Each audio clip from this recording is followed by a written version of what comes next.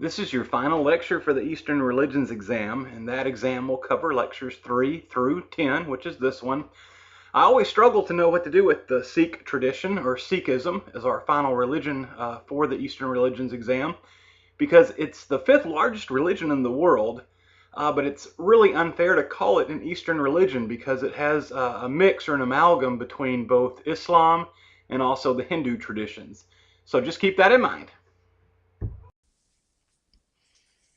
The Sikh tradition, or the Sikh religion, grows in the area of northwest India that is called the Punjab territory.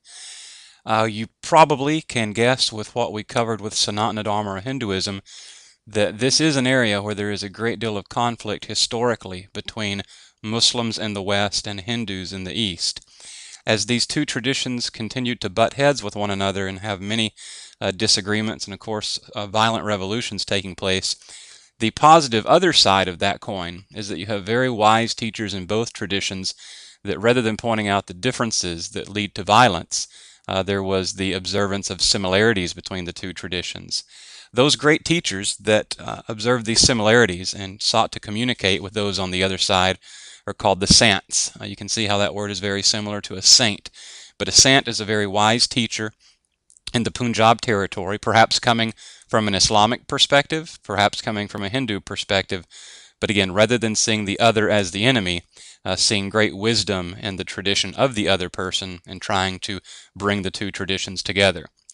And that is precisely what takes place in the 15th century when we have a great sant, a great teacher who becomes recognized as the first great teacher or the first guru. And this individual is pictured here, and that is Guru Nanak. And Guru Nanak brought together what he considered the wisest teachings of Hinduism and the wisest teachings of Islam to form this new religion that again is the fifth largest in the world today. Give you a couple of examples here about the teachings of Guru Nanak. He would oftentimes get himself in a bit of trouble by poking fun at both Hindus and Muslims to try to point out to them that any time that they viewed their religion as the exclusive truth, they were missing a bigger picture of truth. I'll give you one example for how he did this to each of these traditions. There was a belief within Hinduism that you would gather water with your hands in the morning, and just as the sun is rising in the east, you would toss the water toward the sun, with the belief being that the water would be taken to your ancestors. Guru Nanak, in response to this, cupped his hands and dipped them in water, and then he threw the water to the west, making the Hindus angry.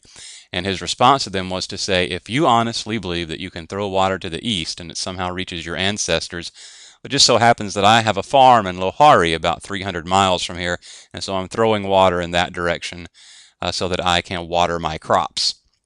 And the other story that got Guru Nanak in the most trouble, I know we haven't covered Islam yet, but one of the most important teachings in Islam is that your head is bowed on the prayer mat toward the city of Mecca. And wherever you live in the world, you would go to your imam or your religious leader, and he would instruct you what direction you need to face to be facing Mecca in order to pray correctly. Guru Nanak, in front of a Muslim audience, put his feet toward Mecca when he prayed rather than his head. And this enraged the Muslims who were seeing him do this. They took it as a great sign of disrespect to Allah. But Guru Nanak's response does illustrate his wisdom. He said to them in response to their accusation that he was being irreverent, that is there a place where he could ever put his head that he would not be directed toward God? In other words, if you think God is only in Mecca, then you have too small of a view of God, that God is everywhere. Guru Nanak gained a great deal of respect and had many followers by the time he reached the end of his life. As a matter of fact, it is believed that there were both Muslim and Hindu followers on either side of his body as he was speaking his last words, and they began fighting over who would have the right to lay his body to rest, whether that would be through burial or cremation. And Guru Nanak instructed both of his groups of followers to plant flower seeds on either side of his body, and in the morning they could return to him, uncover him, and whichever side had flowers blooming, that would be the side that was correct and should be able to lay him to rest. When they came back the next day and they uncovered where Guru Nanak had been laying, he was no longer there. the belief being that he had been taken up into a spiritual realm, and there were flowers everywhere on both sides, a way of affirming both traditions, but also trying to get both Muslims and Hindus to come together to see this new Sikh tradition that Guru Nanak had taught. There are 9 more gurus that follow Guru Nanak, and I don't want any of you to have a panic attack right now. You're only going to be responsible for those gurus who I have listed on a slide. So in addition to Guru Nanak, there will be 3 other gurus that you're responsible for, 2 on this slide and 1 on the next slide. Okay, so those will be the only 4 that you're responsible for. But just in case you're curious, there was a very close friend of Guru Nanak's named Angad, which means his right hand, and Angad was the second guru. And then the Sikh tradition really began to grow in the 3rd and 4th generations with Guru Ram Das and also Guru Amar Das. And it is these 2 gurus, Amar Das first and then Ram Das, that actually establish a capital city for the Sikh tradition that is Amritsar there in the Punjab territory, and also the primary place of worship, which is called the Golden Temple. And so the Golden Temple would be your primary building or sanctuary for worship within the Sikh tradition. Then we get to the 5th guru, and this is one that you are responsible for. He's pictured at the top right here. This is Guru Arjun Dev, and he is known for his submission to persecution and torture from the imperial forces of Islam that were certainly in control militarily of the Punjab territory. Even though the gurus were highly respected in the territory for their religious wisdom, if they ever challenged the imperial leadership, there was always the threat of punishment in the form of torture. And Guru Arjun Dev was forced to walk across hot coals. He had his body dipped in boiling water. Some traditions say boiling oil. And in the midst of all of the torture that he faces for his faithfulness to the Sikh tradition, it is said that he remains quiet, calm, and in control of himself to show his faithfulness to God. And the primary name, although there are many names for God within this tradition, the primary name for God is Nam. And so Arjun Dev is known for his faithfulness through torture to the Sikh tradition and to God. In response to all the torture that he faced, we do have the next guru, the 6th guru, again, one you're not responsible for, Hargobind. And Hargobind brings about attention within the Sikh tradition. Rather than submitting to torture by being thoroughly committed to nonviolence or pacifism, Hargobind begins military training of the Sikhs so that they can be active in self-defense and also protecting those who are defenseless. And so moving away from the pacifist tradition, we start to see the allowance of some violent actions within the Sikh tradition with Hargobind. The 7th guru is horrified by this change that took place, and so the 7th guru, again, another one that you're not responsible for, Guru Har Rai, tries to return back to the pacifist traditions that were taught by Guru Nanak. And then the 8th guru is one that you are responsible for. He becomes guru when he is only 5 years old. And Har Krishan is made fun of and ridiculed. How could possibly a small boy have the wisdom to be a guru within this tradition? And one day when Guru Har Krishan was being ridiculed by some Hindu teachers, he went over to an illiterate homeless man within the Hindu culture, perhaps one who was from the untouchable group, and handed over to him a copy of the Bhagavad Gita, which is, of course, one of the most inspired and philosophically weighty texts within that tradition. And immediately it is said that Har Krishan was able to grant the man not only the ability to read, he becomes literate in a moment, but he begins providing commentary on the Bhagavad Gita that is so profound that it shames the Hindu teachers that had been making fun of Guru Har Krishan. And even though he is only guru for 3 years, dying at the age of 8, it is said that he proved himself quite worthy of this position even as a child. The 9th guru is one that you're not responsible for, Bahadur, but Teg Bahadur has a son who becomes the 10th and final guru, and he's extremely important. You certainly need to have some details down in your notes about your 10th and final guru, Gobind Singh. Gobind Singh saw his father Teg Bahadur tortured, and he begins to move back toward that tension within the tradition, away from absolute pacifism to defining times when a Sikh has the right to defend himself against those who are attacking him. And Gobind Singh says that he will be the final embodied guru, but nonetheless the Sikhs will always have a book of holy scripture that will serve as their guru in book form from his time through the rest of time. And that holy book is called the Adi Granth, and when the Adi Granth is elevated to the status of guru, the name is changed to the Guru Granth Sahib.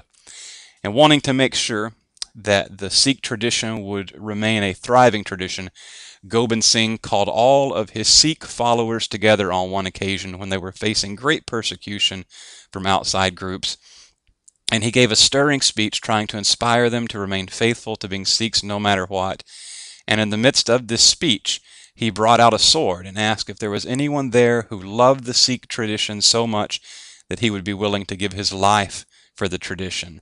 And a man volunteered, and Guru Gobind Singh and this man stepped behind a curtain, and Gobind Singh came back from behind the curtain all alone with a bloody sword.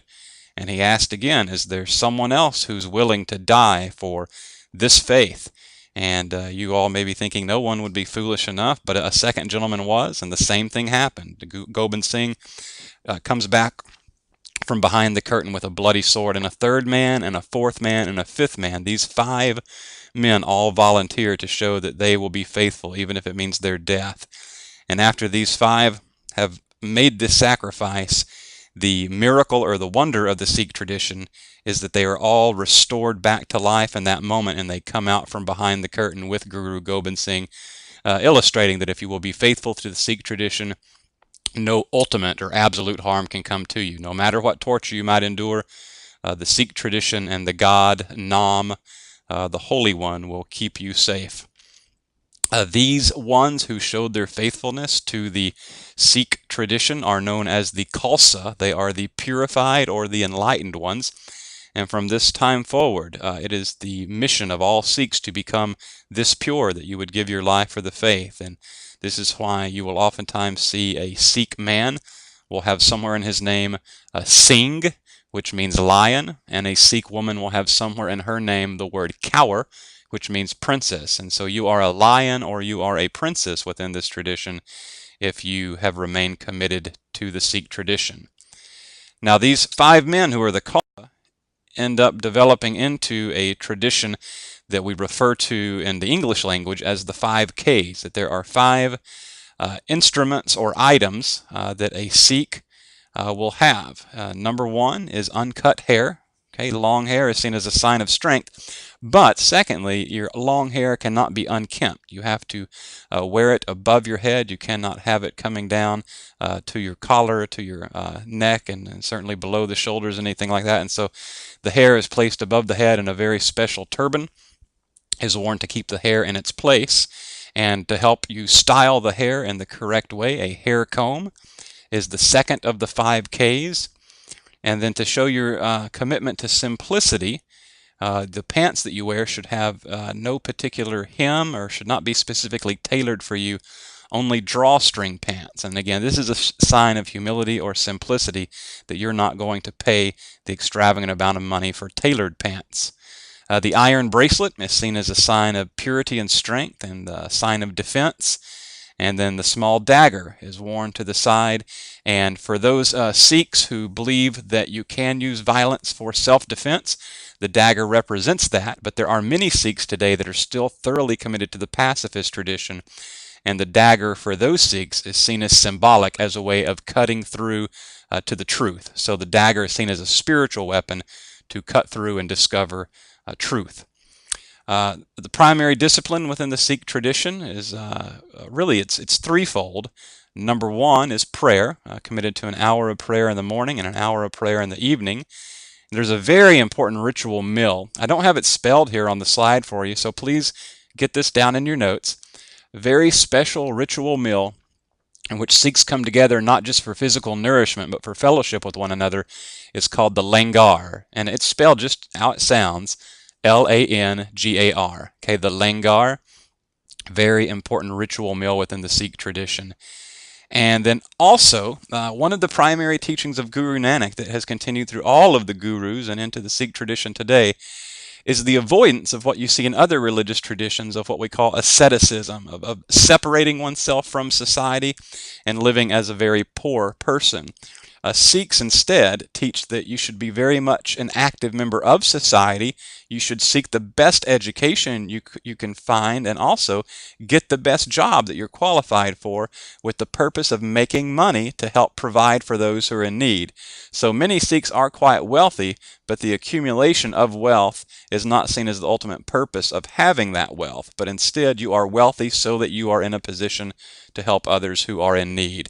So prayer, the langar meal, and this generosity toward others with your own wealth would be your three primary disciplines that you see for the Sikh tradition. Now, as far as Sikhism in the present day, we do continue to see the struggle between a commitment to pacifism or nonviolence, but also having to deal with the practical reality of political strife between Muslims and the Hindus, Muslims in the West and Hindus in the East. And the Sikh tradition is certainly sandwiched between those two cultures. Some of you may have heard that the Sikhs are such trained military warriors that for the longest time they were the only ones that the Indian prime ministers, Hindus, would trust to be their bodyguards. But there was a revolution in which the Sikh bodyguards of the Prime Minister Indira Gandhi, not Mahatma Gandhi, but Indira Gandhi, they turned on her and assassinated her because of injustices that were perceived to have been leveled against the Sikh community. And so we have that continued tension between pacifism and nonviolence within this tradition. And certainly with the struggles about the teachings of the faith, we see what had been a very sort of flexible and open-minded faith under Guru Nanak and some of the other gurus is now struggling with fundamentalist tendencies. We saw this with Sanatana Dharma. Sanatana Dharma was the religion that would have no room for fundamentalism, yet the practical reality of trying to sustain your identity when others are trying to destroy that identity will certainly bring about within any group at least some sort of a fundamentalist response. And this concludes the lecture on the Sikh tradition, and so if you'll please study the lecture number 3, which was your first lecture on Sanatana Dharma, all the way through this lecture, which is lecture number 10, that should have you well prepared for your exam next week. Please email me if you have any questions.